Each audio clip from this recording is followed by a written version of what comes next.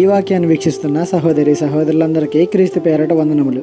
ఈరోజు వాక్యం ద్వారా దేవుడు మనతో చెప్తున్న మాట, అయితే ప్రభువు నమ్మదగినవాడు, ఆయన మిమ్మల్ని స్థిరపరిచి దుష్టత్వము నుండి కాపాడును.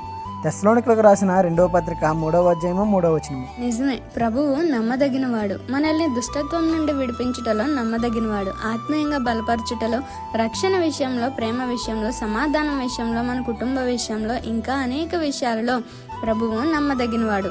ప్రభువు మనకు నమ్మదగినవాడే. మరి నీవు ప్రభువుకు నమ్మదగిన దానివేనా, నమ్మదగిన వాడివేనా? ప్రతి విషయంలో నమ్మకంగా జీవిస్తున్నావా?